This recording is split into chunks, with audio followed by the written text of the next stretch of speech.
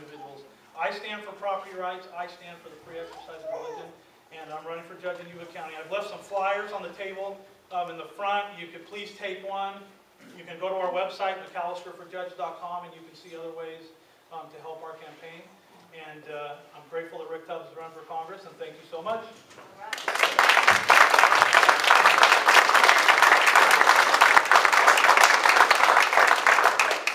It's 9-0. If you are familiar with our Supreme Court at all, you know that there are varying opinions on that court from left to right, extreme. So for those 9 judges to come together and say in one voice, this is wrong, it's pretty solid. Very little debate there. And I'm thankful Courtney came by to share that with us. All right, well, let's get started then. Thank you so much to Yuba Central Committee, because they did a lot of work preparing for this town hall event tonight. I cannot have done this without you, could not, so thank you so much. I want to thank my wife in the back of over 22 years. There's Christy, talking with Tom. If you have not had a chance to talk to her, please, because you will walk away with a smile and a joy in your heart that will last you all the way home, if not longer. And every time you remember her, it'll come back. So it's a gift. And then I have my 3 kids to here tonight as well. Holly, holding a baby that is not her baby. Someday. She's 18. My son Luke, 16. And I'm in the back, 14. And a lot of good volunteers wearing the Tubbs shirts. Thank you all. Love you guys. Tonight I want to start by saying we're going to give this district some leadership to take to Washington. And I've been a leader for a long time. I'm in the Air Force for over 22 years now. I've been blessed and honored to become a commander of my unit at Travis Air Force Base, C-17's over there. And whether it's by God's grace or training or experience or all of that rolled into one, I have had the chance to lead and do well in that position. And I think one of the reasons why that is because as a basic principle to leadership, I think the first thing you need to do for the people you want to lead is offer them a vision of where you're going and a purpose for why you're going there. So tonight I'm going to start with that, a vision and a purpose of what we're doing. And then we'll get into the details. So, first of all, the vision of what we're trying to do. And it's simple. Victory in 2012. Elect Rick Tubbs to Congress. That's my vision. And with that, though, it's also to build a team of individuals that come together as grassroots to get that done. Because I cannot do it by myself. This is way too big of an event for me to try to do by myself. It takes a team. And so that is part of the vision, is to build that team and keep it together for the future to do bigger and better things. And with Courtney coming here, there's some other candidates I'm trying to help elect. That's part of the vision. It's just not to elect one conservative Republican to Congress, but to get some smart, good people into other offices as well. And that team is part of the vision that I'm trying to build. So as you listen to me tonight, as you hear what I have to say, I am going to look forward to your questions of me, but I'm going to ask a question of you, that if you like what you hear, if what you hear is something you want to see happen, that you join this team and bring your talents, your time, your treasure to what we're doing and help it get done. But don't do it now. Listen, ask questions, and make a decision at the end, because I want you on board because you want to be. All right? The purpose of what we're doing. That's the sacrifice. It always takes some sacrifice to get to where you're going. And you have to know that it's worth it. Now, the purpose of what we're doing is, here's my issues. Here's what I'm running on. When you go to cast that ballot for Rick Tubbs in the ballot box this June and then again in November, the first thing you're going to say to yourself is, I'm sending Rick Tubbs to Congress to balance the budget. That is my #1 priority, my #1 issue, where my talents, where my experience lies. And it is the main reason I am running to be your congressman. $1 trillion in debt, year after year after year, with no plan to fix it. There is no plan. That is why I'm running to be your congressman. I want to fix that. I want to change that. I want to balance that budget so that my children and yours and your grandchildren don't have to do the hard work, and it may be impossible if we kick that can down the road for them. We have to do it now. My generation, us together here, that team to elect me, I'm going to be expanding that team to the entire country to get that big, bold vision done. Well, how do we do it? Another thing that I'm going to share with you tonight is, as a leader should understand the problems, should empathize with you on those problems, but not just stay there, not just complain. They need to provide the vision, the solutions to fix the problems. That's what a leader, a successful leader, does. And tonight I'm going to offer you several specific solutions that I want to do as your congressman to give you some red meat to chew on.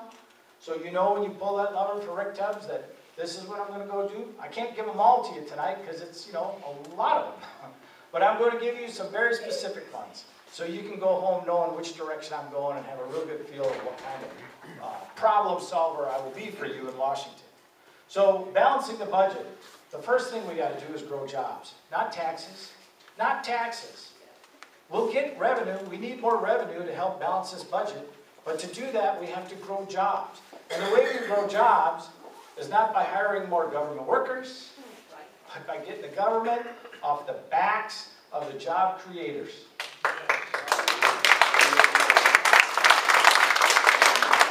I don't know how many small business owners in the audience tonight. We were, yeah, I'm sorry. You bet. My wife and I were small business owners not too long ago, and we know exactly the kind of things the government does to get in the way, to make it more difficult, to grow your business, and to create jobs. And they're doing it even worse now than when I was a business owner a few years ago. So, to help our job creators get out there and grow, I call it the three-legged monster.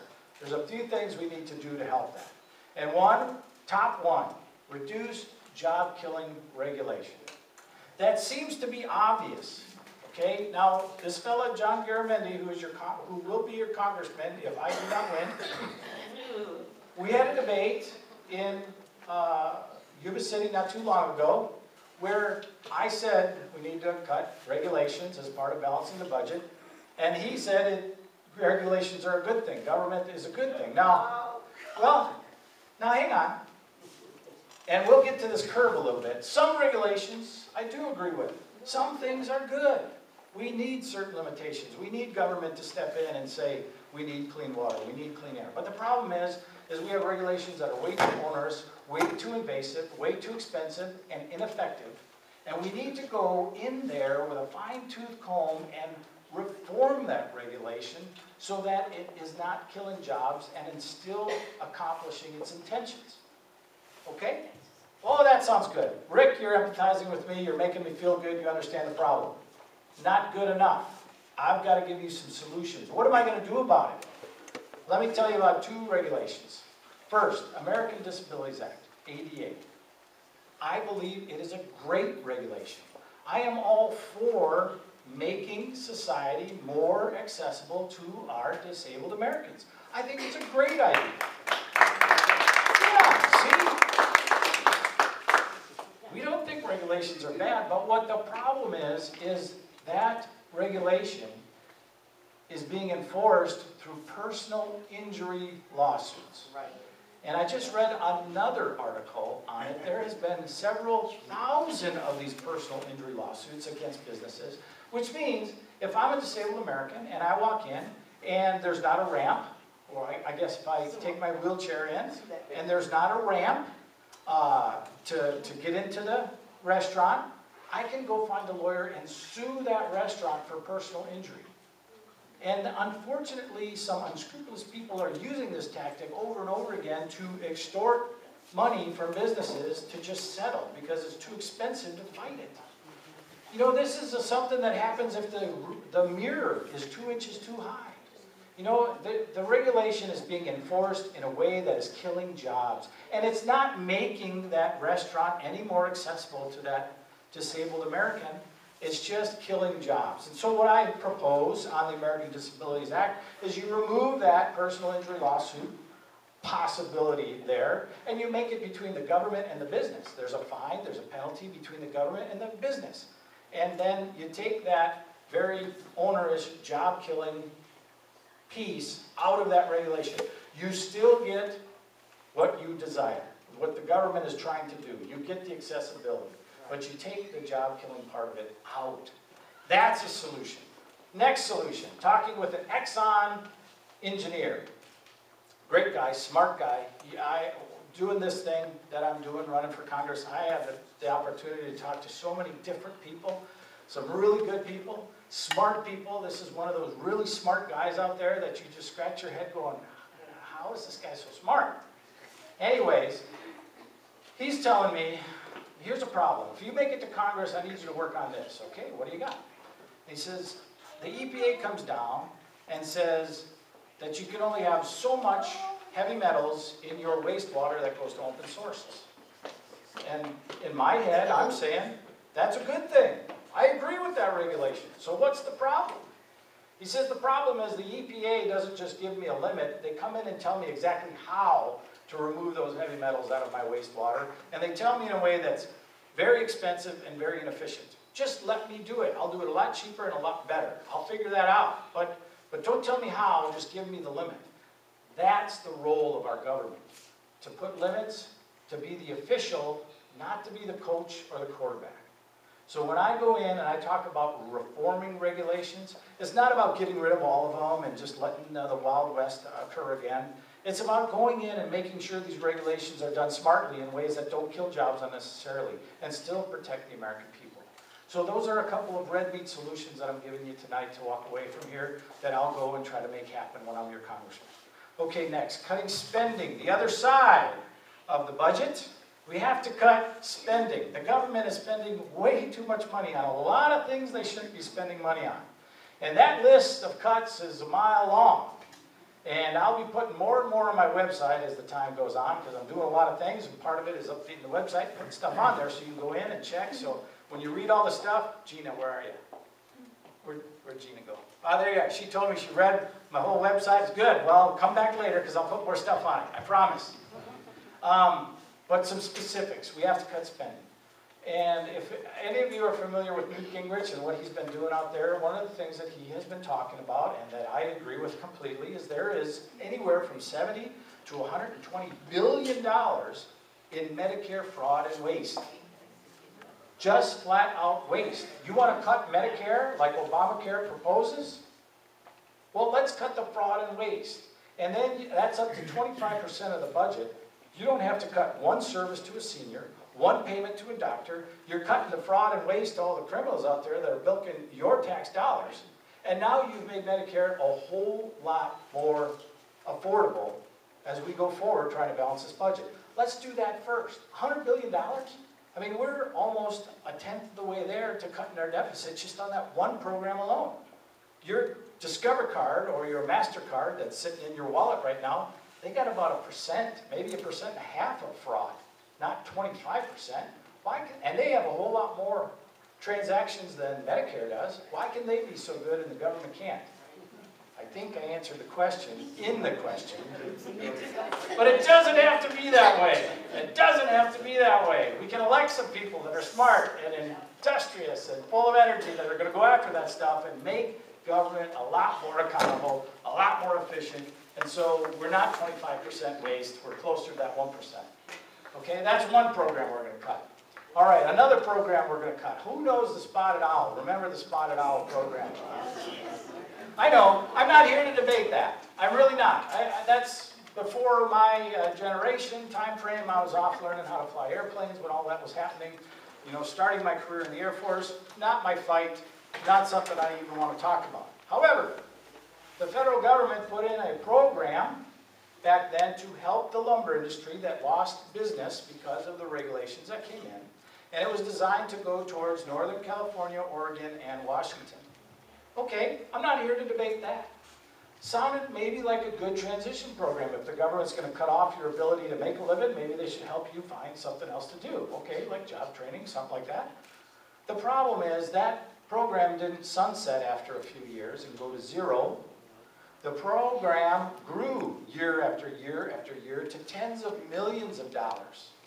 And now it's just not Northern California, Oregon, and Washington tapping into that program. It's 43 states tapping into the Spotted Owl program. Your tax dollars. That program should be zero. It has done nothing but grow, and too many programs have done that. We have to go through the book of all the programs and say, really?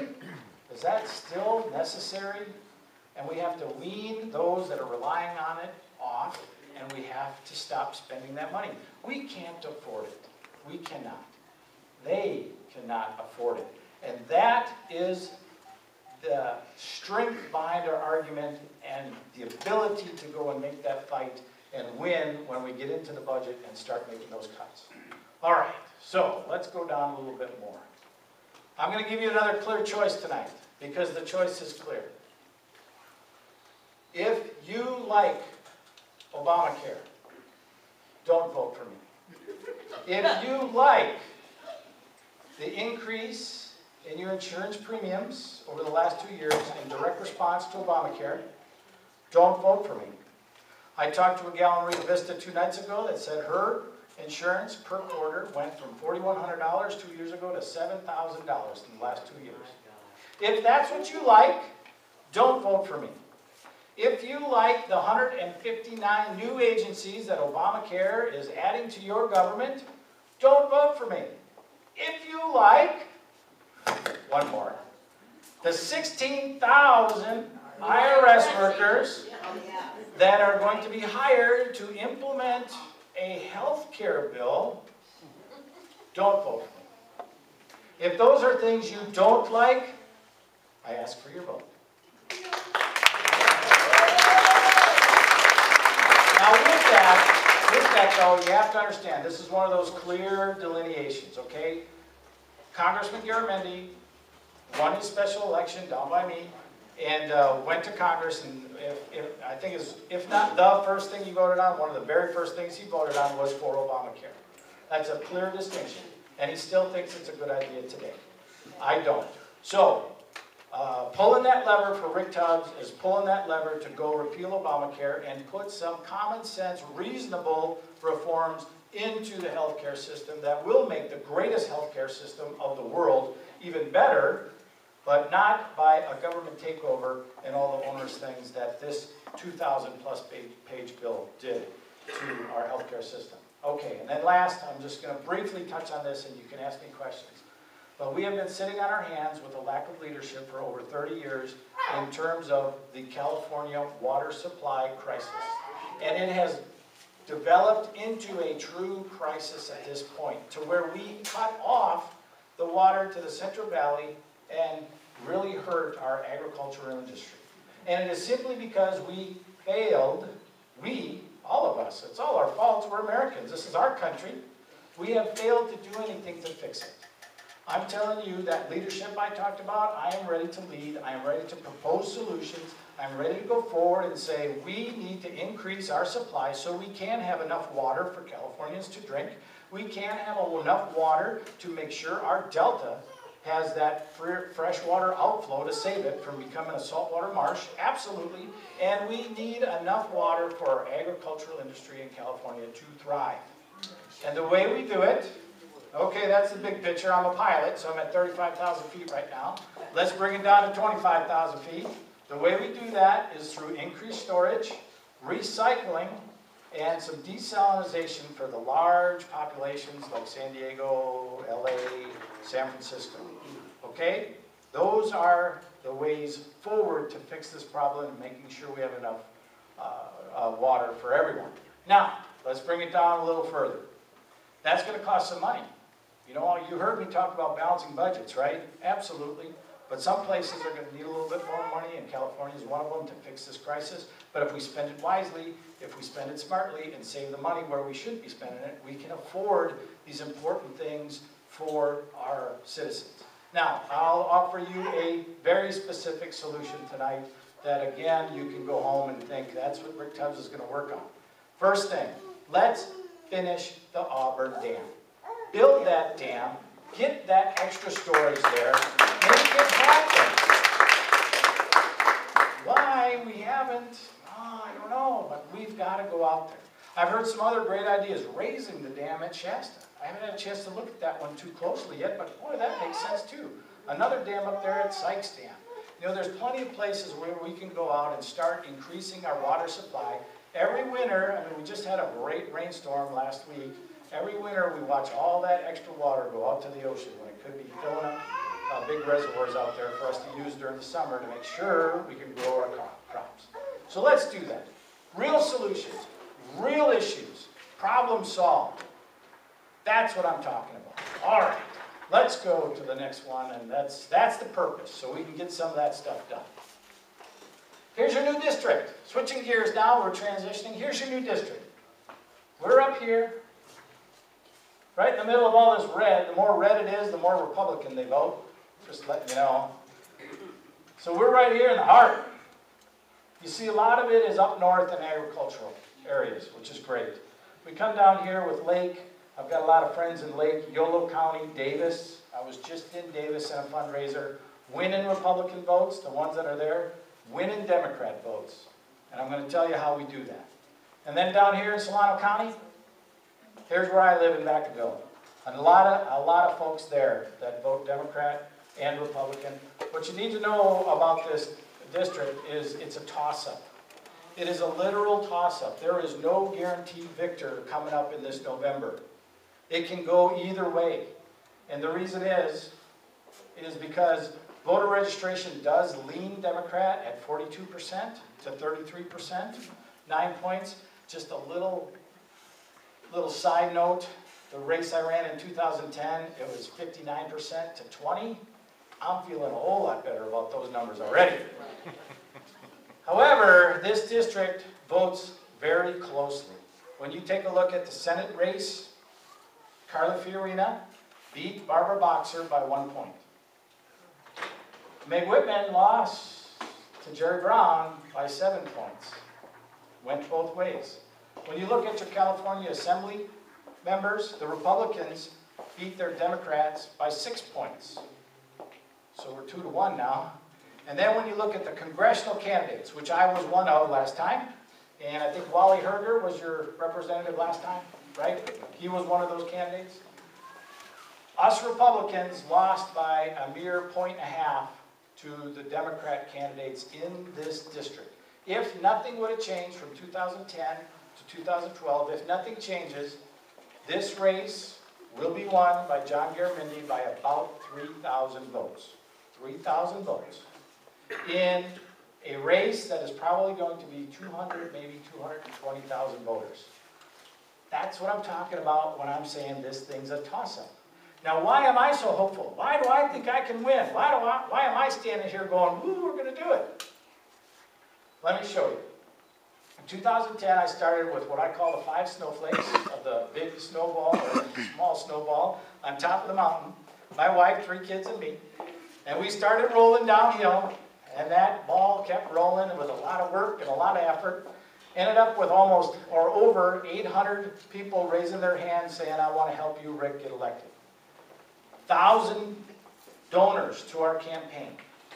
And in a district that was very Democratic, against a 36-year incumbent named George Miller, we actually did pretty good. It was 3-1, Democrat to Republican. However, we did lose, I must admit. I'm here now. But we lost 2-1. We won a lot of Democrat and declined to state votes. And let me show you the brightest spot of that campaign I ran last time. In my hometown of Vacaville, which is the only overlap from the old district to the new one.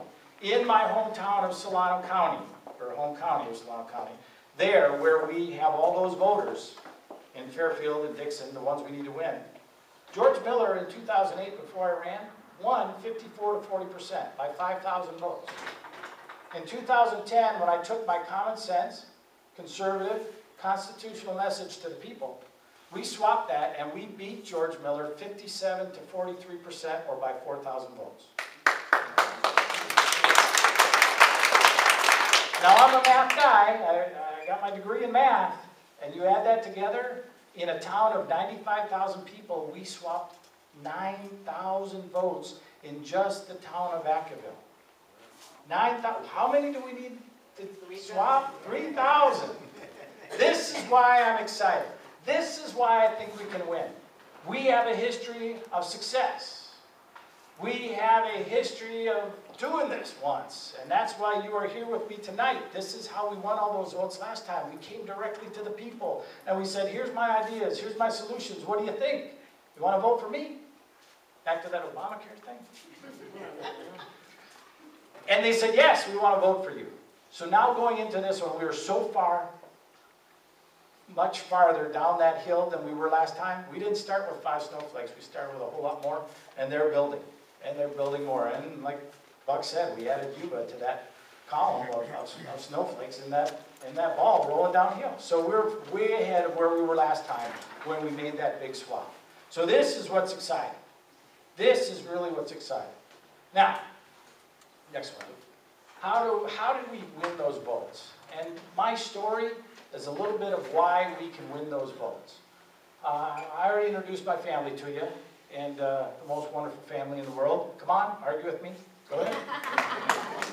I have been in the military for 22 years. My wife and I were married the same weekend I was commissioned in the Air Force.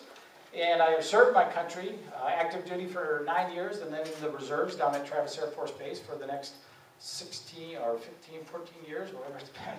Seems like forever. Anyways, and you're going down through there, I've been to Afghanistan, I've been to Iraq, all that good stuff. I know what it's like to go into combat. I know what we're fighting for over there.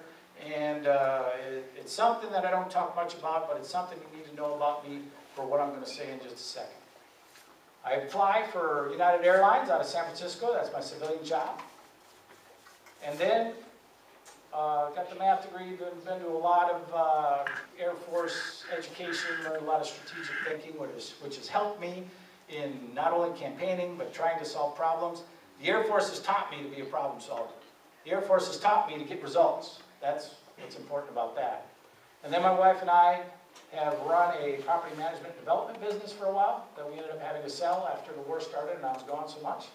And then the most endearing thing to you tonight about me is I have never held political office before.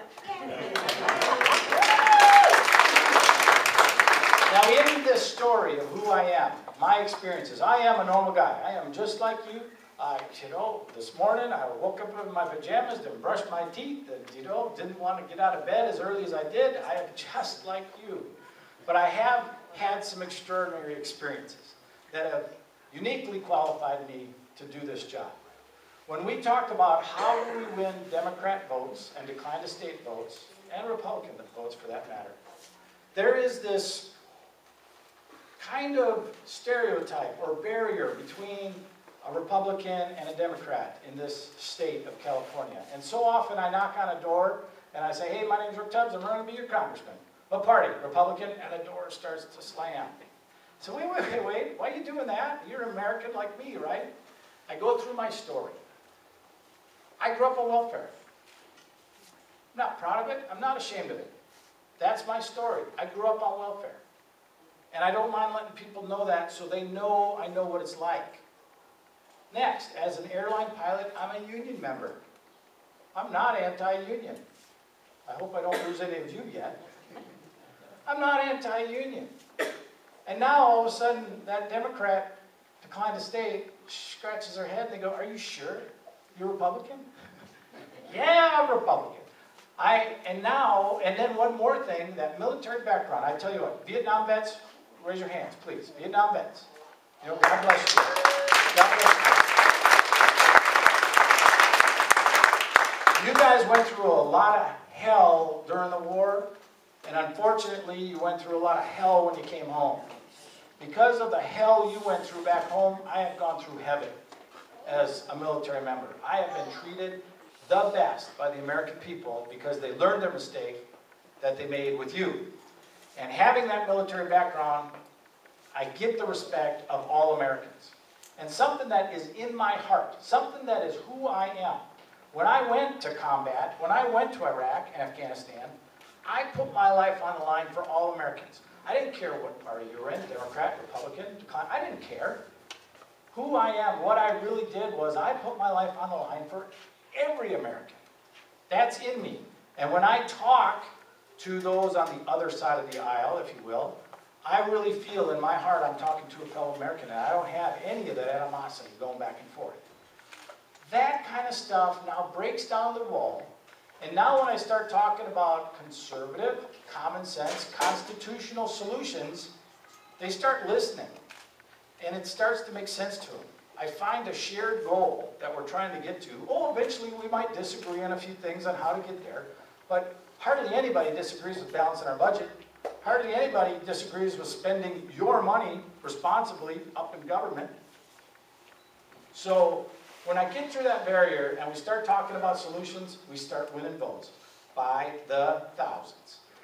That's why we have this tremendous opportunity at this time to actually, in the state of California, replace a liberal Democrat, John Garamendi, with a conservative Republican, Rick Tubbs.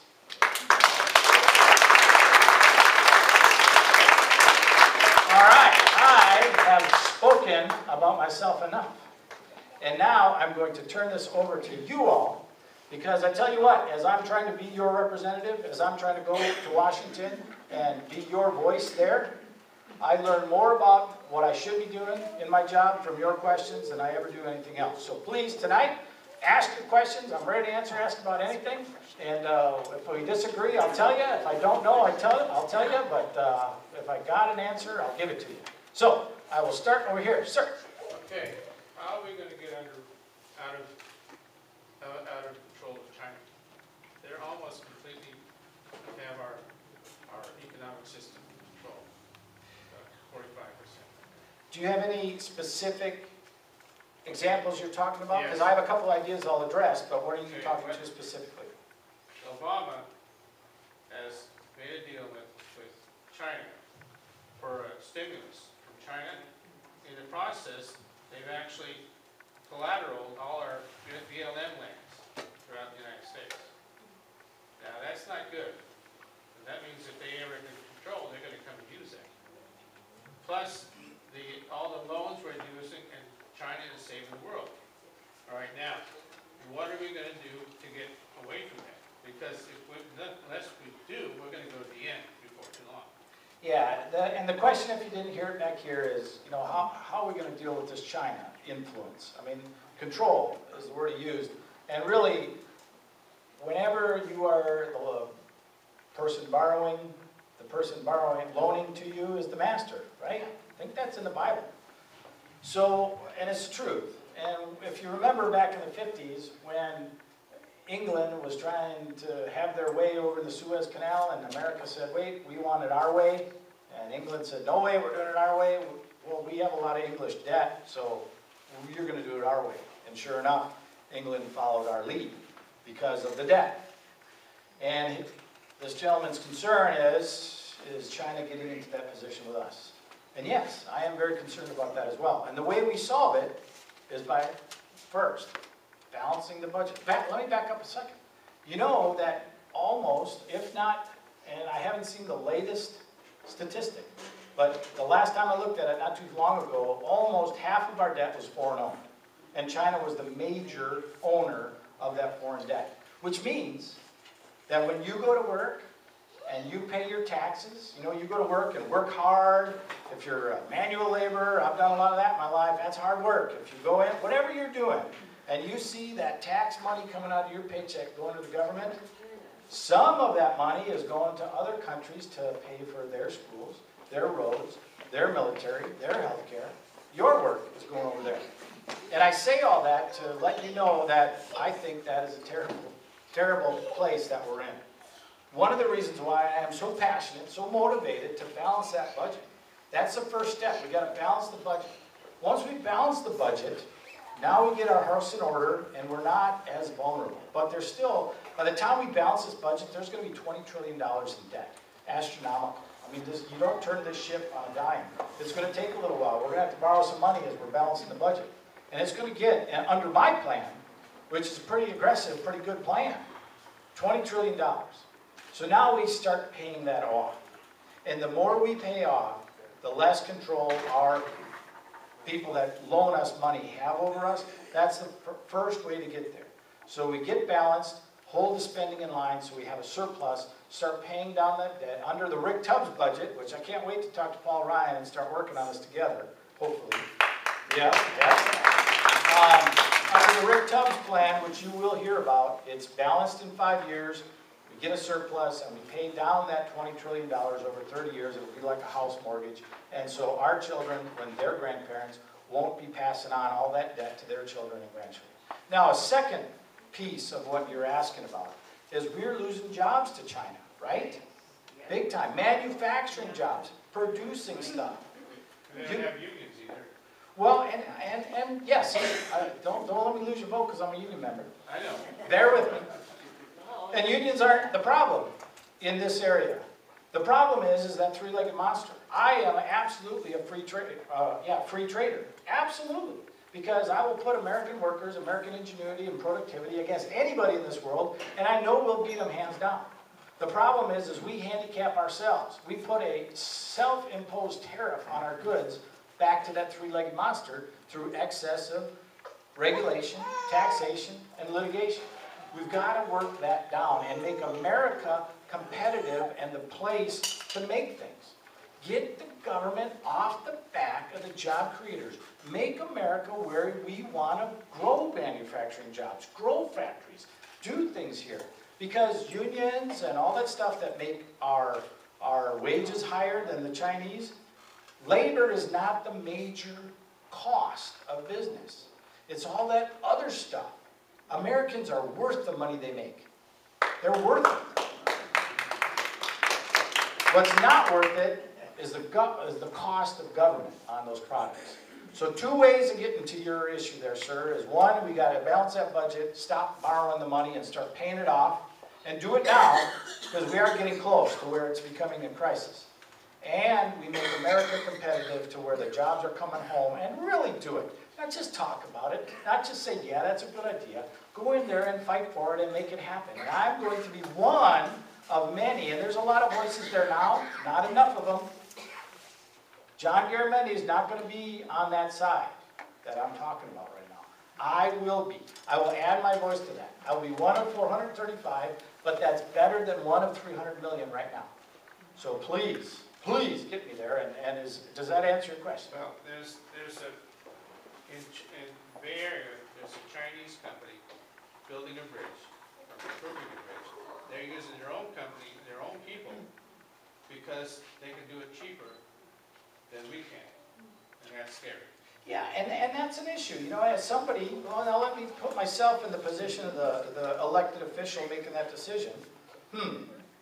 Hire an American company that's going to cost more tax dollars for the same product, or hire a company that's going to spend those dollars more wisely and get it done cheaper. And I don't, that elected official shouldn't be in that position. The American company should be competitive with the Chinese company. And that's what we got to get to. And that's how we will fight that. So very good. Yes, this one, and then, oh, you want to piggyback on that? All right. Well, one of the reasons also that the Chinese got their contract is because the American companies didn't have enough certified welders to do the welding. The American manufacturers would cut their price to be competitive with China. And they would have gotten to work if they had the certified welders. Yeah, so there you go. I mean, there's a lot of issues there, but we make America competitive. Sir? Yeah, what's your feelings on how we should deal with Iran?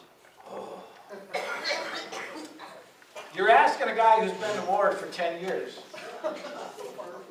A guy who has spent a lot of time away from my family, a lot of exhausted days, and then, you know, and God bless those ground pounders. Okay, I'm Air Force, I fly, I have never faced the nightmares they have, and I will never even try to put myself next to them. However, as a pilot, one of the things we go through is exhausting 24-hour days on top of each other, and I have never been more exhausted. I never want to ever be that exhausted again doing that job. And you're asking me what to do about Iran. Ugh, I want to just come home and go to bed. All right. The first thing about that area, and it is a principle of mine, is Israel is our friend. They have been our friend since 1948. And we have to stand next to our friends. That doesn't mean our friends always do the right thing and that we can't say something about it, but it does mean Israel's our friend. Iran is not. Now, I can't say everything I know, because as a commander in the Air Force, I got what's called read in. But I can tell you what's on the news and about history. Iran's dictator has said we need to wipe Israel off the face of the earth. Yeah. But, and he has said all kinds of things about Israel that just makes you a little afraid. But if it's just some guy out there saying things that he can't follow through on, you can ignore him. If Iran gets the nuclear bomb, now all those threats become possible. And Israel has the right to defend themselves, just like we have the right. Just like if Israel was threatening to take over Iran, Iran would have the right to defend itself. So we have to support Israel in that. We have to do everything we can to let Iran know that we will not tolerate any such behavior that would threaten our friend Israel for a lot of reasons. And we have to stand next to our friend if they indeed take what they think are appropriate actions to defend themselves against this growing threat. It is something very difficult. I do not want to put boots on the ground. I don't want to take over Iran. I don't want to have another Iraq in Iran. I don't want to see that. But if this thing gets to the point where this dictator and Israel come to blows, which is the escalating rhetoric, then we need to stand on their side and take care of this in the quickest way possible. Boots on the ground, I don't want to see that. Sir? Should we support Israel in driving the Palestinian people out of their homeland? Yeah, you know, and that was one of those tough things. I really do, after looking at it, and I'm not an expert, but I've looked enough to be able to say something at least intelligent on it. I really do believe in the two-state solution. I really do believe in a lot of what Israel has offered across the table and what other U.S. presidents, Jimmy Carter, Bill Clinton, to name a couple, have negotiated and tried to make this two-state solution work. I mean, the Palestinian people, they need a place to go. I know there's a lot of issues there. I believe in the two-state solution. I'd like to see it brokered. I know Israel has offered a lot to make that work. And America can throw its weight behind that and help it happen. But until you have the powers on the Palestinian side agree, and as long as they say they want to get rid of Israel and own it all, you got to fight the good fight until you can get there. But I don't want to see Israel just push them out and become refugees in the world. I'd like to see a two-state solution. Tom? What do you think of Agenda 21 and how do we stop it? That's a hot topic lately, isn't it? I tell you what, let me tell you a couple of things on that. Sustainability is not a bad word. Oh, wait a minute, guys, dang it. You sure you're a Republican? Sustainability is something I use as a commander with my reserve unit, because reservists are volunteers. And with the war going on, I am asking for my reservists to give me every bit of effort they can give me to go fight that war. But then I back it up and I say, do it in a way that's sustainable. I don't want you to burn yourself out in a year from now. Quit. I want you to give me everything you got in a way that you can sustain it. So with that, sustainability is not a bad word, because I use it. Okay, second, Agenda 21. The UN there's some issues, okay? As an aircraft commander in the United States Air Force, it is my job to take care of my crew as I fly a mission around the world. I have to accomplish that mission, but it's my job to take care of my crew. As a squadron commander, it is my job to take care of my squadron and make sure that I fight for their best interests. And I'm competing with other squadron commanders, right? As your U.S. Congressman, it is my job to fight for my district and my country, Because at the federal level, I represent everybody in the United States. My votes affect everybody in the United States, and I have to think about what's best for America, not the United Nations.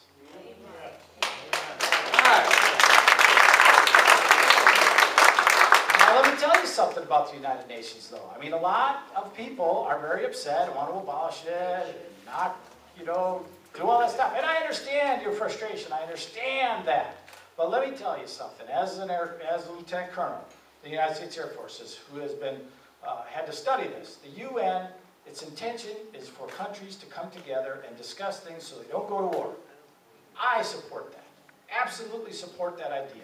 Let's get together. And we are the big boy on the block in the world.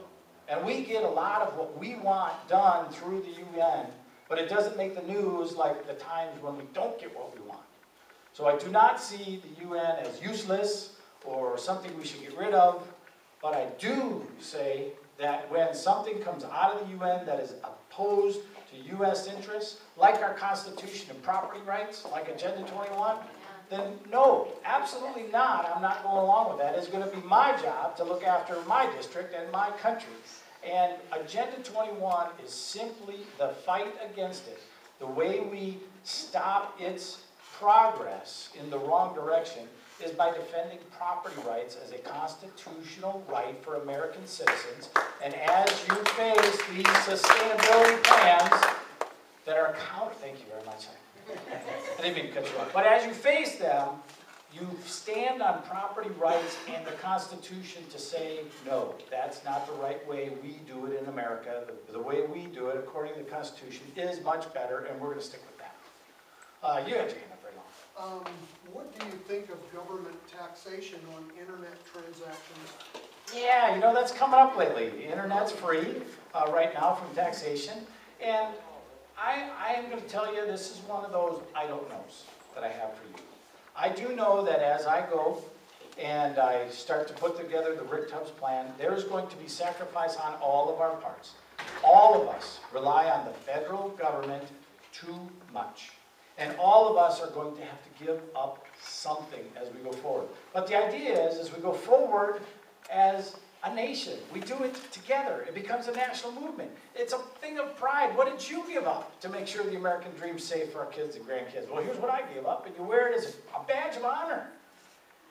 Internet taxes. You don't intend to give up any freedom for it. Well, freedom is different. That's not reliance on the federal government.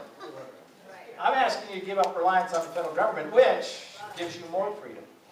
And I'm going to talk about that. This is where I'm going to talk about my freedom card. I'm going to tell you I am open to many different ideas. I do not know the consequences of a tax on internet transactions. I love buying stuff on the internet and not paying that tax. Absolutely. However, I just paid a big bunch of taxes on a transaction for a classic car part for my 64 El Camino. And I was flabbergasted. I'm going, whoa. Yeah. It suddenly came in January. Yeah, but as we move more of our economy to the internet and less of it to the brick and mortar stores, you know, in the beginning it was good to help motivate or incentivize it to get going, but at some point it becomes a part of normal commerce, and we got to think about taxing. All right, let's take a look at this freedom curve to address your freedom back there. This is something I came up with, and I hope it's in every kid's textbook in high school within the next 10 years, because this is what I call American government, or what it should be, what it has been.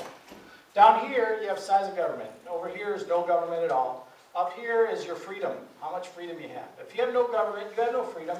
It's just tyranny of the strong, chaos. Can't have that. Some government is good. They protect your rights. They order society. Your freedom goes up as you have some government to protect your rights. Right up here, right at the top of this curve, right at the best place to be, is what our Constitution did, where you have the most amount of freedom for the least amount of government. That is what American freedom is. That is what has made this the best country in the history of humanity. That is what we should be striving for. Now, as you continue to grow your government, your freedoms start to fade.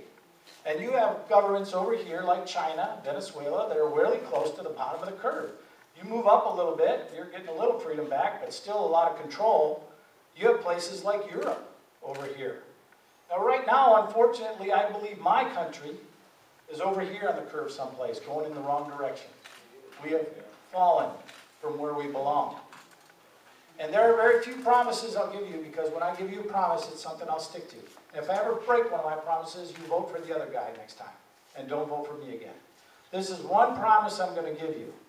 I will never, ever write or vote for a piece of legislation that takes us this way on the curve.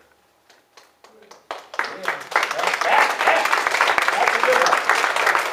It is my expressed intent is to get us back on top where we belong for this American-style freedom that has made us so great. So when you talk about giving up stuff, it's about giving up this and gaining this. It's not going backwards, it's going up. Don't let anybody tell you different. All right.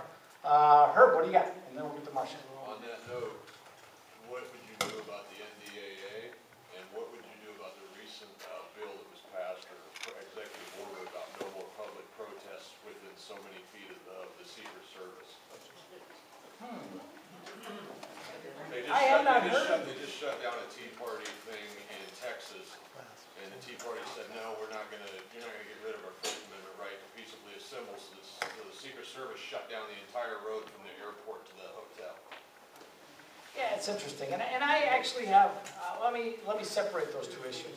I actually have some experience with this stuff, being in the military. You know, I mean, in the military, it's all about reducing risk. You know, our job is about taking risk. I mean, we put our life on the line, like I said, our job. So we do a great job of mitigating all the risks we possibly can to, you know, come home at night, right? So when you talk about the Secret Service doing things like that, they're trying to do the same thing. They're trying to mitigate risk. No, it's an anti-protest. Well, and that's what I'm getting to. I mean, I always assume the best, or I try to.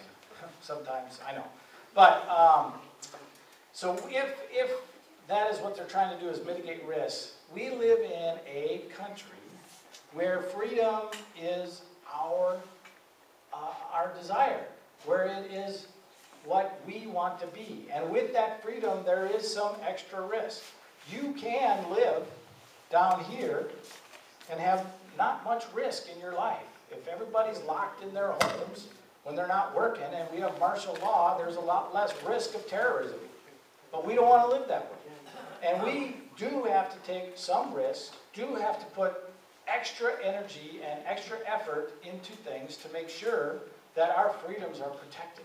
So this, I don't know about this restriction on protests within the Secret Service. No, that's the first I've heard of it. It was an executive order that was also passed. Oh, another one of those executive orders. It was also passed through Congress, who are the ones that recommended it. Yeah, so I do understand the need for security, but it has to be balanced against our rights and our freedoms, which will lead me to the NDAA.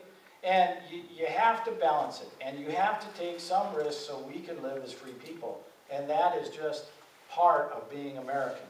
I don't want to comment, you know, yay or nay on what it was, because I don't know the limitations, but that's my philosophy going forward.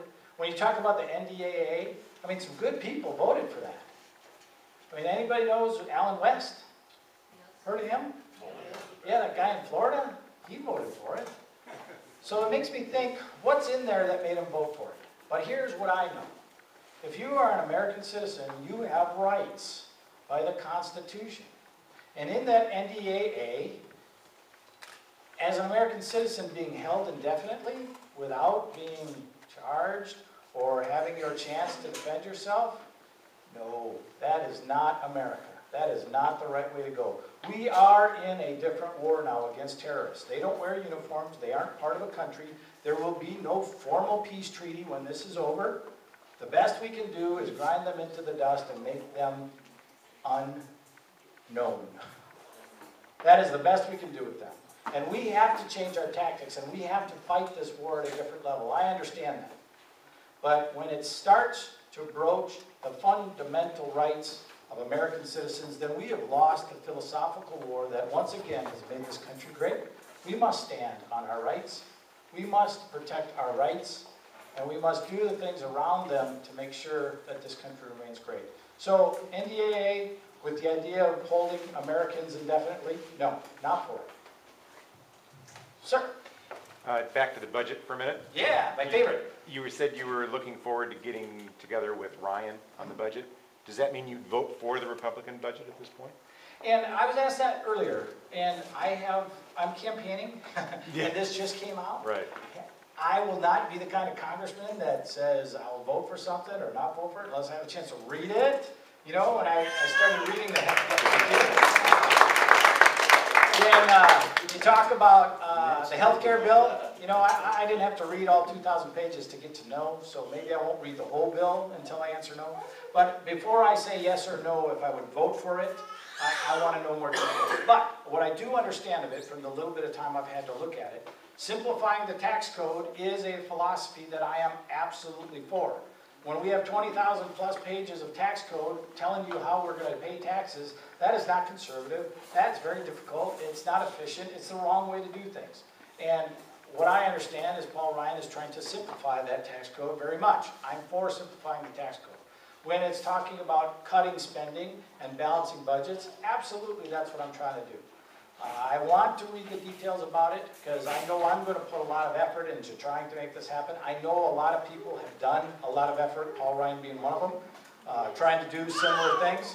So I want to add my voice, my efforts, my expertise to that effort and hopefully come up with what my goal is to balance that budget in 5 years. Because we can balance it tomorrow, but the pain and suffering it would cause would just not be worth it, right? I mean, you could cut my pay in half as a military guy or cut me off completely, but now how much am I going to do? You know, how much can I do? So that's why I looked at it and said 5 years with some really reasonable cuts, some assumptive growth of about 4%, which if we do those things about jobs, I think is very reasonable. We can get to a balanced budget in 5 years and keep going. It takes discipline. And what Paul Ryan is trying to do is give some discipline. So again, I agree with that. I'm sorry I can't give you a definitive answer. That was the answer I was looking for. Yeah, but I will not say yes or no unless I know for sure. A lot of what Paul Ryan is trying to do, I absolutely support. Yes, ma'am. As a congressman, what would you do about President Obama sending our troops off to war on the international community's okay instead of Congress's okay? Are you speaking about like Libya?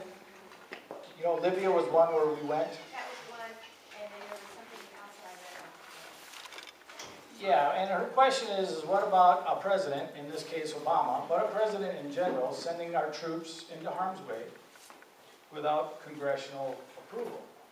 And there's a War Powers Act that gives the president 60 days to respond to crisis. I like that.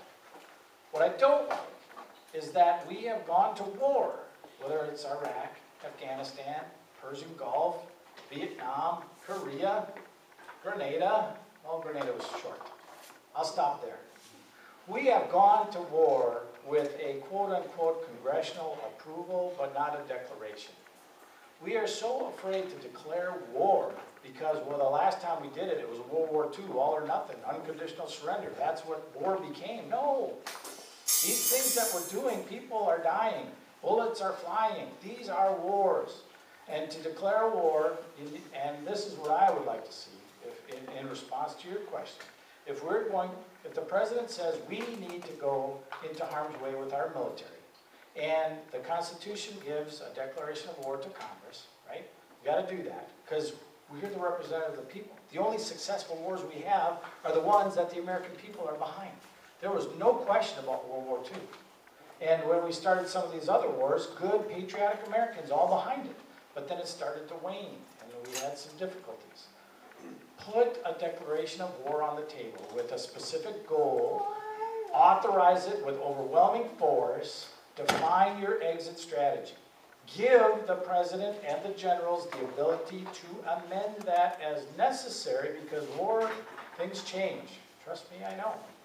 However, go into it with a declaration and don't allow it to continue.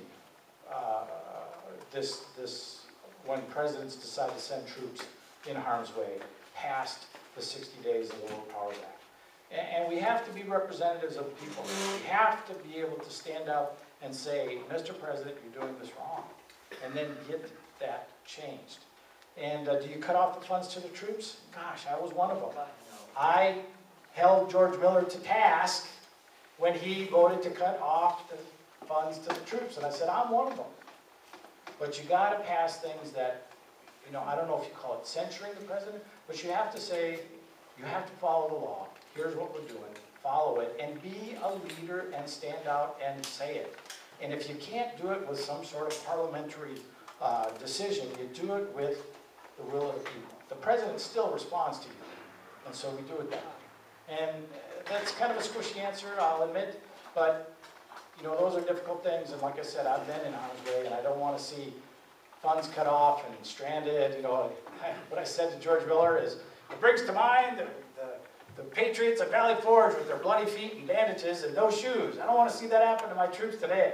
So we have to support our troops, but we have to hold our president accountable to the laws, and we, as representatives, have to represent the voice of the people. Declaring war is not a bad thing if it is justified. Don't be afraid of it. Let's do it. Do it the Constitution way and go forward with it. Sir? Are you planning any debates with your rival convention? We've had several, and we had one right here, as a matter of fact. And we have two more that I know are on the books, April 10th for the Fairfield, Sassoon, Vacaville Chamber of Commerce at the Travis Federal Credit Union at 6 p.m. And then we have another one April 11th in Dixon, and I think that's going to be at the Chamber of Commerce as well, but they're still working details. Those are the only two that I'm aware of that are on the books right now. And right now, I mean, we've debated, we've had several forums already, and right now I'm trying to do these town halls and get to the voters. So I mean, I'll be happy to show up to those two, but right now I'm trying to win votes by talking to you like this. So I don't want to spend too much more time. You know, there's plenty out there, and we have made a contrast between us, and it's up to you, the voter, now. And now we just got to get that message out. But two more will do, and then I am looking forward to debating John Garamendi over the summer. And let's see, go ahead. Okay, what do you think about freedom of speech? And it seems like you see a lot of police raining down on that when people go out to protest these days. Yeah, and I'll tell you a little story on that. My first sergeant is an Oakland cop, and she tells me stories. Well, the Occupy Wall Street thing, you don't see you see some on the news. She tells me stories that are just horrific about some of the activities of these people. And again, it's that fringe. I mean, she says the majority of those people are law-abiding citizens out there trying to say whatever they're trying to say. She says the majority of them. But there are some horrible factions inside it. And they're breaking laws. They're doing damage to people's property. And the police, it's their job to crack down on them. Sometimes I think in the press, where it's this anti-authority mentality, they show the police in the wrong light. Oh my goodness. My first sergeant, there's a picture in the news. This is how bad it gets. There's a picture in the news. She's out there doing her thing for the Occupy Oakland, and she bends down to scratch the ear of a cat that was left in one of the tents. And the picture's caption was, "Why isn't this cop doing her job taking care of the protesters?" You know, I know you get a picture of her with the baton out, you know, trying to take care of the bad guys, and it's all, look at the brutality of the police. But, you know, they don't have a chance. Freedom of speech is the First Amendment. It's a right of Americans. That is what gives us voice, and really another thing that makes this country great, that we have the ability to say our opinion and have a voice and contribute to the debate in the market of ideas. Absolutely, I support the right to speech. When people are protesting within the law, appropriate laws, back to you, back there, it cannot be shut down. You can't let it happen. And if the authority oversteps and tries to squelch freedom of speech, we need to address it and make sure it doesn't happen. Did you have a follow-up there? Yeah, like hate speech laws, or what they call hate crimes. If you speak against somebody, you can be held liable for that. Yeah, I am not a big hate crime. A crime's a crime. And to try to dump extra penalty onto a crime because somebody had some sort of different motivation, I don't care why the person, you know, killing me or robbing me. It's a crime. And that extra stuff, I think, is emotional, and I think it's something that we've done to try to make ourselves feel better. A crime is a crime. There is no room in our society for prejudice. There isn't. There is no room for discrimination in our society. Those are laws we can pass and enforce. And there is no room in our society for crime. We need to enforce the law. Now, should we have the ability to punish somebody for their thoughts or their emotions? No, I don't agree with that. What else you got? Yes? What we're starting doing as adults, we now have an illiteracy rate in California that is appalling. Our kids have no idea about how government operates, what their rights are, about the Constitution. When I was growing up, I had U.S. civics and history classes in ninth grade. Now you don't take them till the 12th grade, and how many of our kids are even making it till the 12th grade? How are they to be educated to be able to continue what we're starting tonight? Yeah, and our question is education, is suffering, and especially in the ideas of our Constitution and what it means to be an American. And that, remember a little while ago, I said, I hope this is in every kid's textbook within the next 10 years. Because this, I think, is a very simple way of defining the greatness of our form of government and why we should stick to it. Absolutely, we have failed our students so often. I homeschool my kids, I shouldn't say I, my wife homeschools our kids because our public schools aren't good enough for my or your kids. And we are very blessed and very fortunate that my wife being a teacher and with my job, we are able to have Christy stay at home and school our kids. And I'll tell you another thing, with our kids going to homeschool, we sent Holly last semester to community college to take some courses, and a good transition for her senior year, a good transition from homeschool to big school, center community, and she got the highest grade in her math class. Thank you very much. And yes, the pressure is on. So anyway, so Luke's going this semester, and the education system, and a lot of it is because we did feel-good things in our education system. We got away from basics, reading, writing, arithmetic. Now I throw in computers for high school, you bet, civics. We've got to do a better job of educating our kids to compete in the 21st century. There's been a lot of stuff out there on that. I'm running to be your federal level congressman, and the best thing I can do to help that along is get the federal government out of your school. K through 12. Send the K through 12 schools back to the state, let the states handle it, and that's the best thing I can do. So, okay, Frank and Tom, we'll get to you, and I'll stay. What do you got, Frank? I'm stunned why you didn't get to answer this question. I want to hear your side of this. What's your stance on farm subsidies as they currently established? What do you think about that? Yeah, let me go off on farm subsidies for a little while. Last time I ran, it was in my, my #1 video about how we had this program in 1933 during the Dust Bowl to help out family farmers. Good idea back then, maybe, but that program has stayed alive until 2012, growing into billions and billions of dollars when we are a long time out of the Dust Bowl. Farm subsidies are on the table just like my military, just like everything else.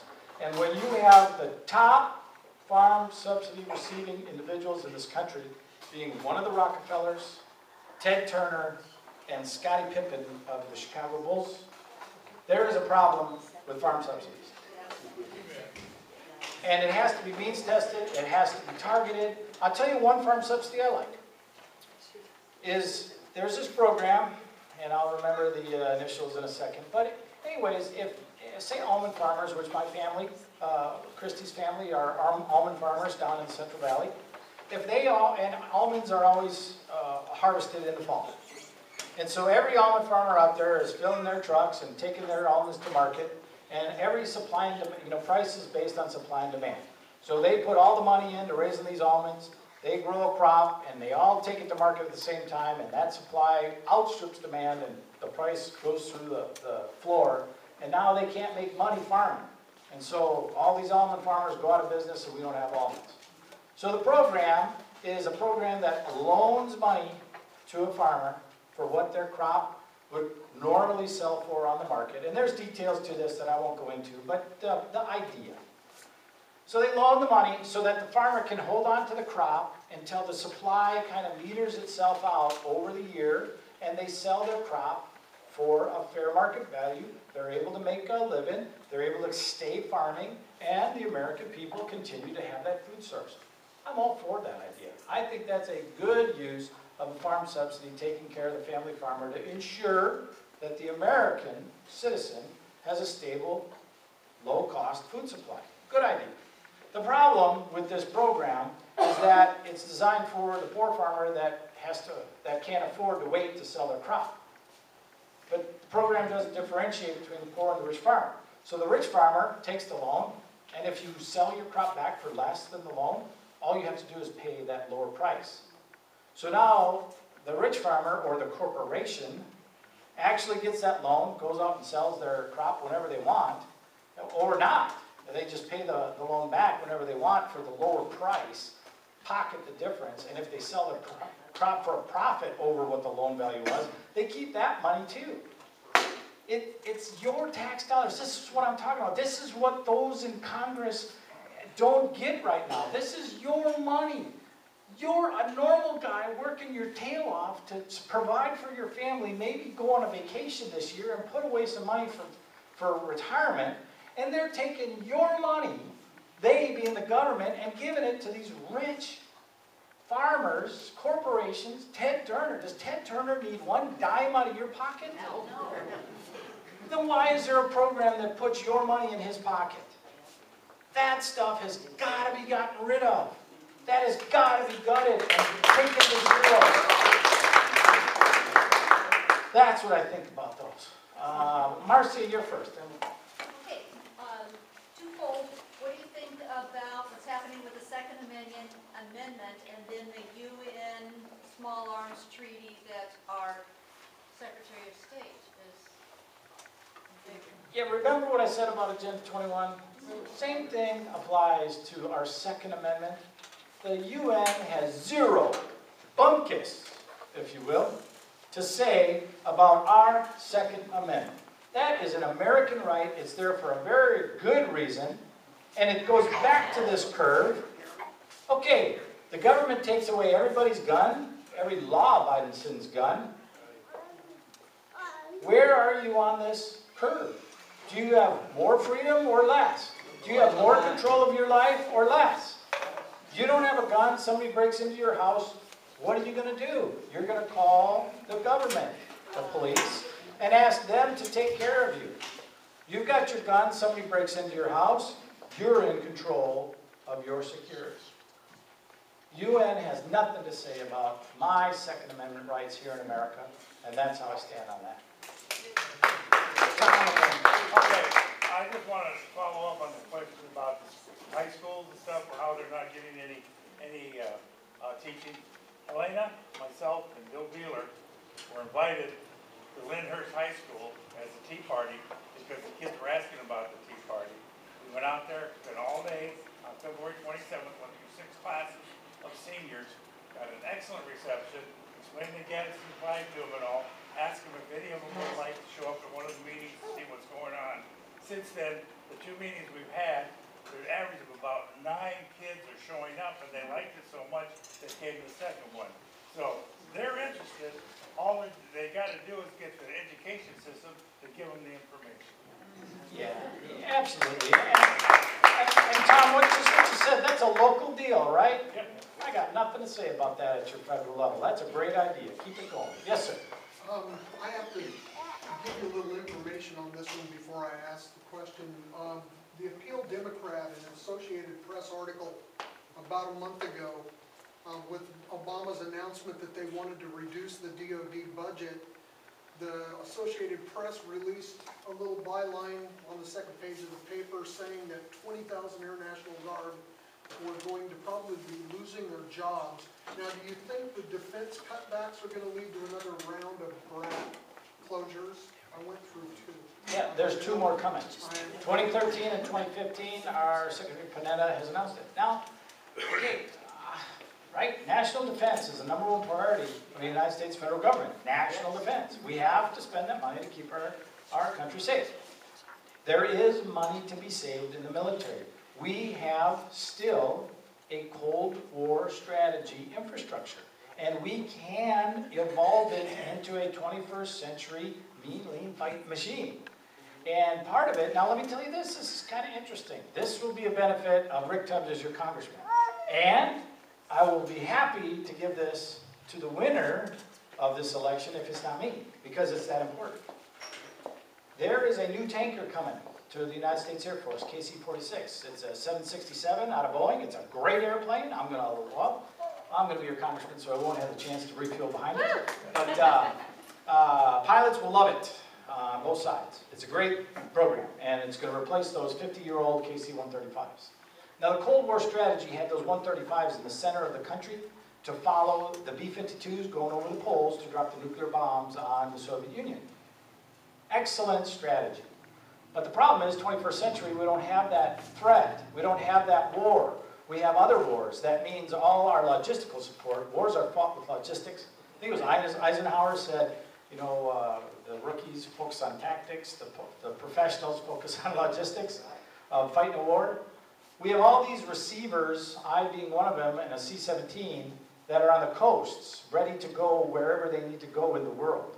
And so if we put all those new tankers in the center of the country following a 20th century strategy, we're going to waste a lot of money in the military flying those tankers from North Dakota through Oklahoma to the east and west coast. Those tankers need to go where the receivers are. They need to go on the coasts. Travis Air Force Base, Beale Air Force Base, McGuire on the east coast, other bases out there, and we need to put them out there. We'll save billions of dollars in gas without losing any capability, any soldier. Those are the smart things we need to do. And when you have somebody who understands the military the way I do, I can get in there and fight for smart cuts versus just the broad cuts. We do have cuts coming. It's a peace dividend, you know, but they have to be smart. We don't have to lose capability or increase our risk in the world. We can spend the money wisely and still have an outstanding defense. And some of the cuts that are coming are because we do not have the expertise or the people that can articulate the solutions the way they need to be articulated to win the argument. And that's a benefit that you'll get with me as your congressman. Thank you very much. Sure. It's my understanding with the open primary that the designation, the party designation, may or may not appear next to the candidate. According to the elections office locally, at least with the local elections, it's all up to the candidate what they want, whether or not they want their party affiliation next to their name. And if they don't specify that they want their party affiliation next to their name, it won't be there. Is that your understanding? You know, I filled out all of, yeah, her question is a party, the new rules with the open primary, the candidate can specify or not their party and to show up on the ballot. I know when I filled out my paperwork, I put down Republican in that category, but it was not explained to me what you just said. That's what she told me. Yeah, and so I tell you the truth, I don't know. If Republican shows up next to my name, that's fine. The other thing is going back to what I was talking about. I mean, one of the things that I consider very important is I'm getting out here. I'm letting you know who I am and what I'm running on. And I'm not telling you I'm a Republican in my flyers or on my website. I'm telling you about the solutions I have. I understand. May I go further? Sure, sure. Okay, the competition is running some pretty fat ads on television. Okay, right in on his horse and bull. And it doesn't say what party he is with either. And because of name recognition, it's very possible that that other candidate might garner more votes than you, only because people not in the know are going to vote for what they see, or the name recognition. But we're registering voters here, and we're having voters come in every week changing parties to the Republican Party. Hopefully they're smart enough to know who their candidate is. We gotta let him know he's a Democrat. Well, and what you're saying is good. They want to make sure the Republicans there, I guess what I'm saying. Yeah, and I think you make a good point, especially with your background on what you're talking about. And I really do consider that my responsibility to get out to the voter and let them know who I am, what I'm running on. And if John Germendi is not putting up as a Democrat, for the same reasons I am, because this district is a toss-up, all the better. Because I really do want to win your vote on the ideas and the solutions that I'm providing, and vice versa for Germendi. And if people are voting on that, I think we win all day. If party matters, it again is my responsibility to get out there and let you know I'm a Republican. I'm more than You don't happy. have to tell us. Yeah, I know. Ignorant people that vote Right, that need to know. and some of that is going to happen, and that's part of the process. It is my responsibility as your candidate to get to those voters and let them know who I am, what I'm running on. And so I don't see that necessarily as a barrier. I know there will be some of it, and that's okay. But I'm going to get out there, and I'm going to talk to you, and I'm going to get that. You know, one thing in my last race is what I learned in that district was that everywhere I went, I was winning votes. Everywhere I went, people came back to me and said, oh, we love you. That's great. We're going to vote for you. And then I lost 122 to 57,000. It's like, oh, everywhere I went, people said they were voting for me. How did I lose by so many votes? And it was that name recognition. They didn't know who I was. I didn't get to enough people. And so this time around, I am getting to just about every possible person I can. So it gets to that. Again, it's my responsibility. Oh, wait a minute. Let me transition back to what I said in the beginning. I can't do it by myself. I can't do it by myself. And I will answer a few more questions. We're getting, I know, 8:30, but I'll answer your questions. I'm just going to interject one thing here. As you think about what you're hearing again, go back to asking yourself that question. Do I want Rick Tubbs to be my congressman? And if that answer is yes, then I'm asking you to sign up and help me, because I cannot do it on my own. I need your help. And I've got all kinds of ways for you to help, from making phone calls, delivering flyers, giving me money, doing office work, all kinds of things. And we'll get to that at the end. But I'm going to just put that plug in because I can see people want to ask me questions. Yes, sir. Okay, to get on a little different vein, what do you think about a National Day of Prayer? National Day of Prayer. You mean for the Christian religion? Yes, for the Christian religion. What about the Jewish religion? Well, they can have one too, though. Or the Muslim? Or the Buddhists? Right? This country was founded on Judeo-Christian principles. It is throughout the writings of our founding fathers, yet they still respected the individual right of freedom of religion. And having a National Day of Prayer, I think, is an excellent way to acknowledge our Creator, that is on our money, in God we trust, in our national anthem, in our Pledge of Allegiance. National anthem, let me sing it quick. In our Pledge of Allegiance is what I was trying to say. In our Declaration of Independence.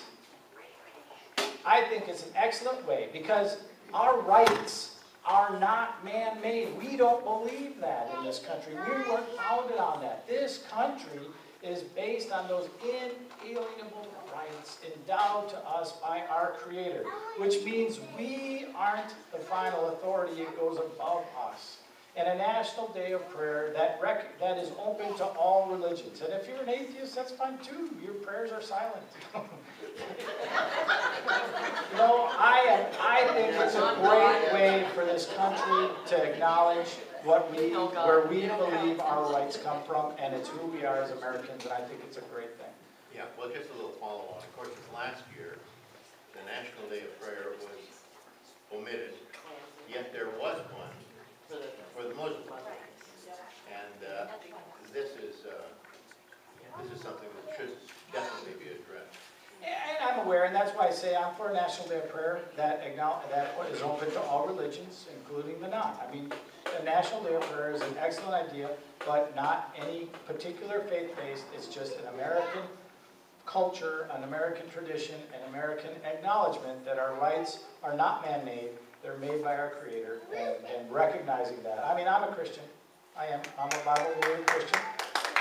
But I have friends from many different religions. We get along great. So I think National Day of Prayer is a great, something we should do. First. If you can head up any committee in Congress. Ha! Committees. Excellent. First, the budget.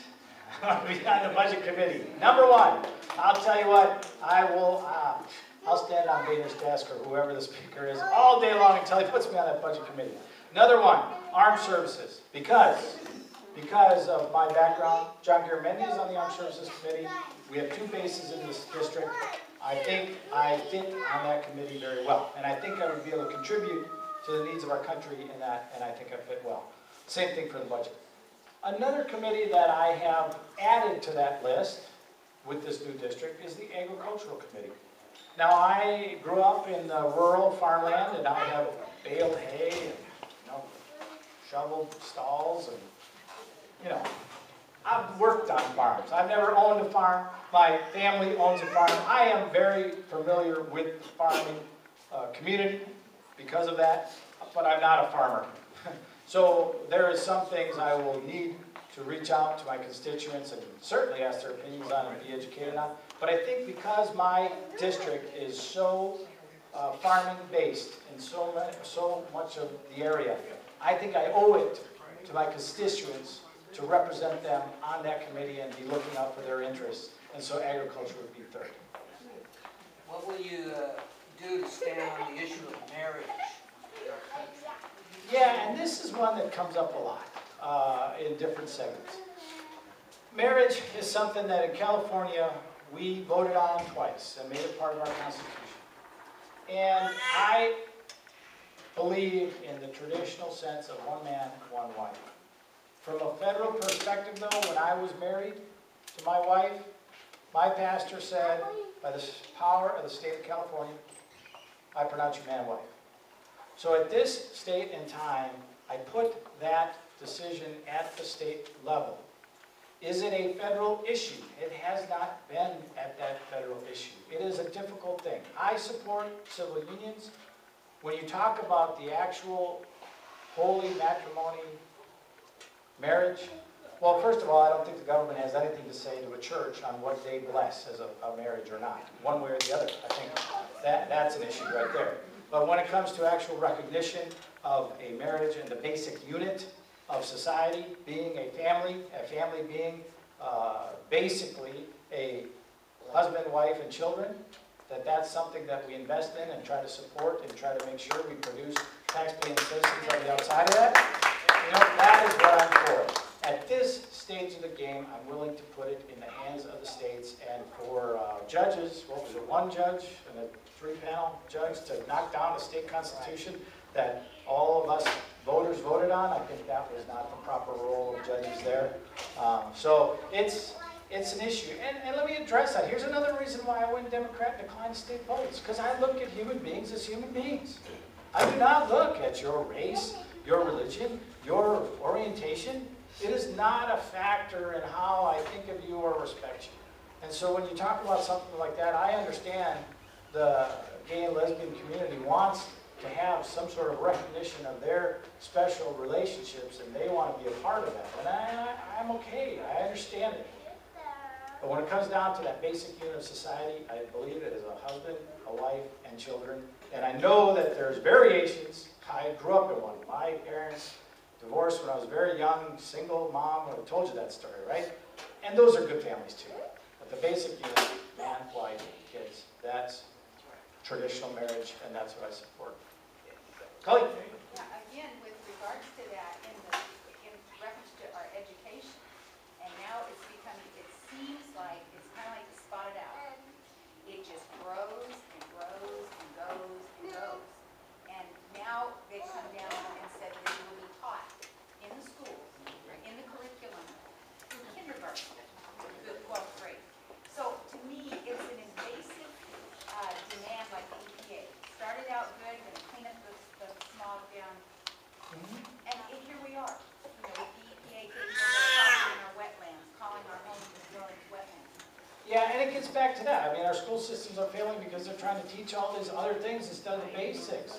Teach respect for humanity, respect for your individual, classmate.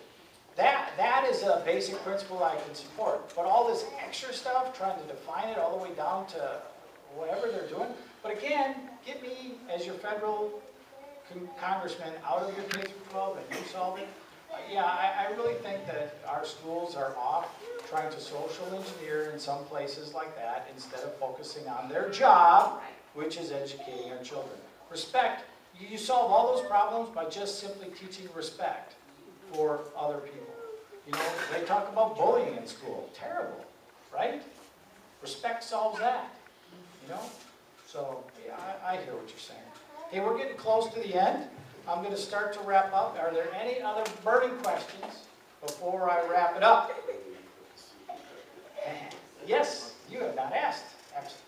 There are two executive orders that I've heard about, and I don't live in Washington, so I can't really follow them up, but I've seen people work on it.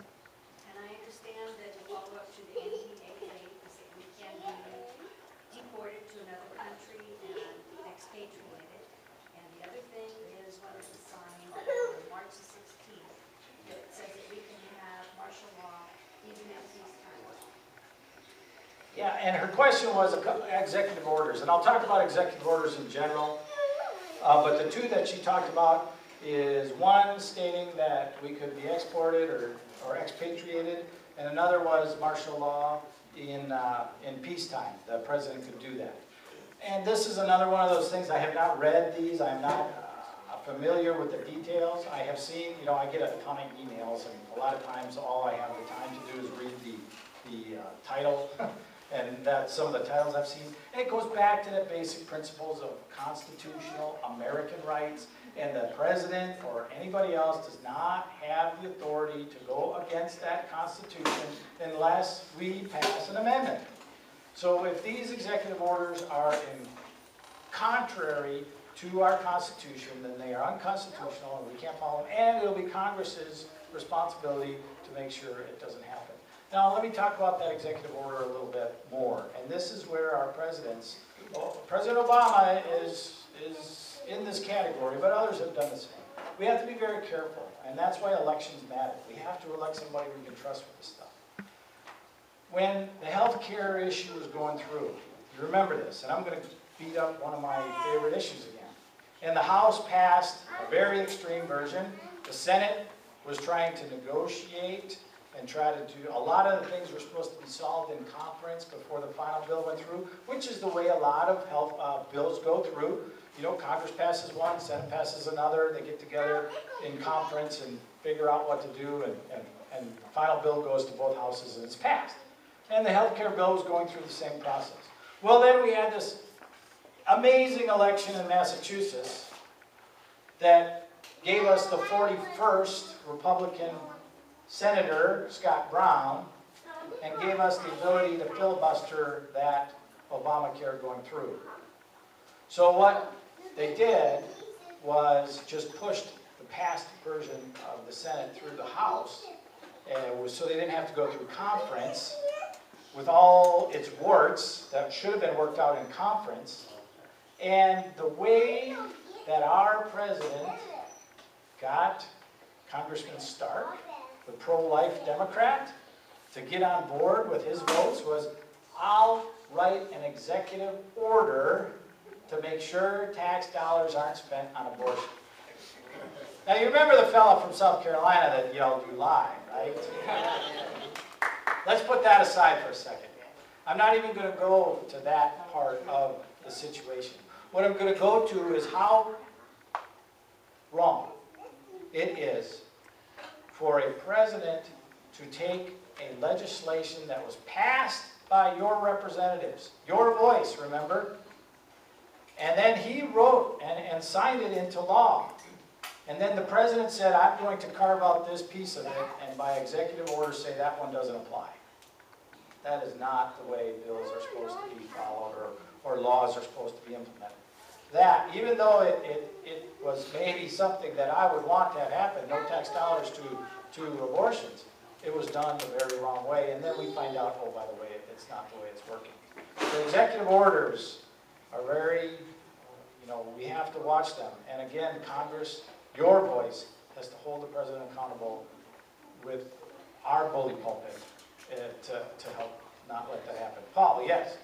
Rick, how are the Tea Parties helping your campaign? And how can they help here? There's a lot of members here tonight. Yeah, you know, and the Tea Parties are being very, you know, following their charters. They don't endorse, and you know, not seeking Tea Party endorsement because they don't endorse. That's, you know, they're trying to keep their individualism, which is great. The way you can help, and it's the same offer to anybody, is sign up, join my team, get on the list, and if you like what I'm saying, and that, perfect, Paul. Did he do that for me? He did that for me. Yeah, sure. I didn't wear it until the Yuba County Republican Party endorsed you. Yes, thank you very much. But, and really, I am not asking for Tea Parties per se to go ahead and endorse or get on board, but I am asking the individuals who want to see me elected to sign up, help me out, let's get going, and let's win some more votes. Sir, you have one question, then I'm going to wrap up. Do you think the state should pass and enforce immigration law? Immigration. I'm glad somebody asked that. All right, we are going to go for another hour and a half.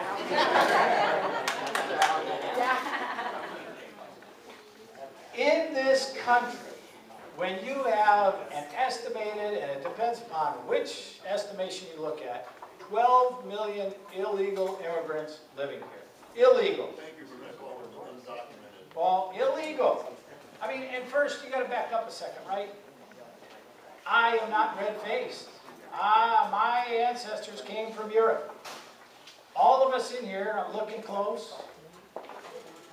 Maybe? Little Indian?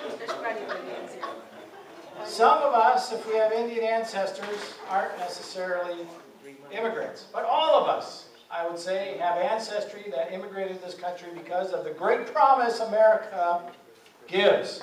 And we have all lived that American dream because our ancestors came from someplace else. Immigration has made this country great. This country, you have no idea if someone is an American or not by just looking at them. You go to France, you see French people. You go to China, you see Chinese people.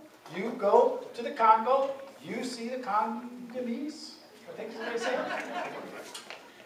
You come to America, and all those different looking people can be 100% American. That is beautiful. That is what makes this country great. Illegal immigration.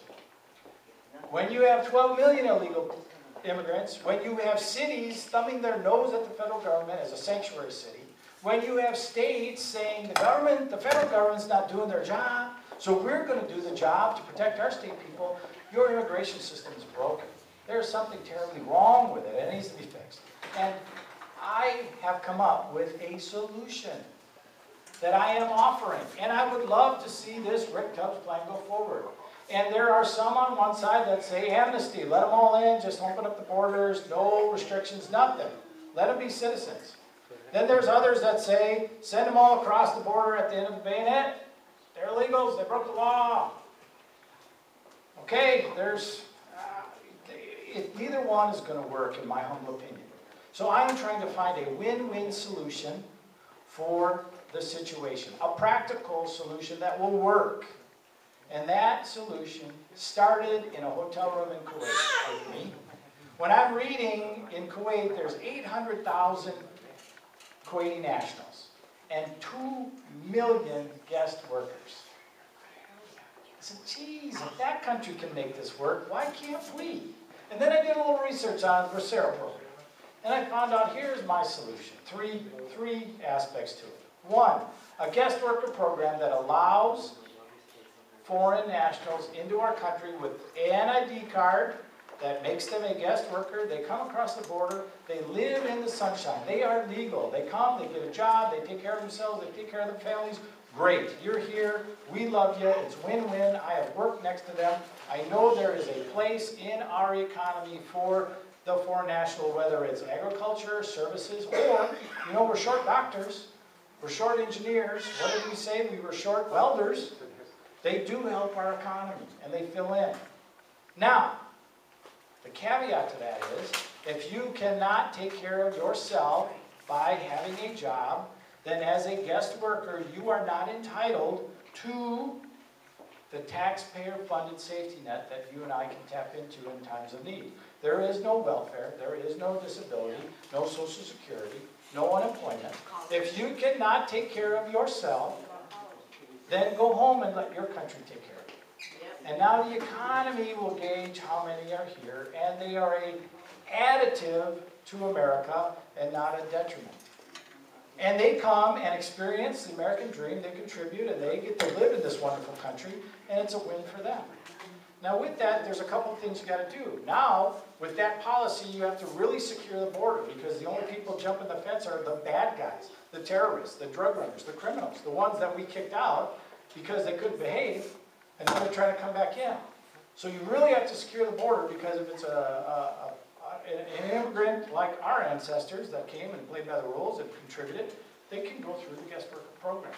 And then the third thing you need to do with that, because you're going to make a difference between an American citizen and a guest worker, you have to close the anchor baby loophole. Yes. The 14th Amendment was never designed for that French couple, I keep picking on French, let's say the German couple that came over here on holiday in her 6th month of pregnancy and delivered a child prematurely while they were here. It was never intended for that child to be an American citizen, let alone intended for an illegal immigrant to deliver a child and then have it be a U.S. citizen. That has been misconstrued terribly, and so we have to close that, and we have to make it that you have at least one parent who is a U.S. citizen for your child to be a U.S. citizen. Those three things put together, I believe, solves immigration for this country in a win for us and a win for those that are looking for a better life for themselves. I think it solves it. It doesn't satisfy every need of both sides. You know, it doesn't, but it's a practical solution that will make things work for everyone. And like I said, Kuwait, 800,000 to 2 million. You know, if we can, I think we can handle 3% of our population or whatever it is that it ends up being. I think we can make it work. And this is bold. This is different. Nobody's talking about this. I don't hear this solution anywhere. Yeah. This is what I want to put forward. And you know what? The Hispanic community is the ones that we deal with on the larger numbers for the illegal immigrants. A lot of times, they don't like us conservatives. They agree with us on all the issues, but they think we're just us Republicans or mean people that are trying to kick all of them out. That's not true. We're not trying to kick them all out. In my plan, we're not trying to kick them all out. But we are trying to make it win-win for both sides and not just a giveaway. All right, thank you very much. With that, I'm going to finish up. If you have liked what you have heard today, if you think that you want Rick Tubbs to be your congressman, I need your help. I want you to sign up back there on the volunteer sheet. I want you to write a check. Help me to pay for some signs to get them out there. I want you to deliver some flyers, make some phone calls. Help me out where you can. Definitely vote for me. Go on your Facebook page, your emails, all that kind of good stuff. And get out there, tell people about what you've heard, and help us win this election. I am so excited to go forward and fight and represent you. And thank you so much for tonight. God bless you, and God bless America.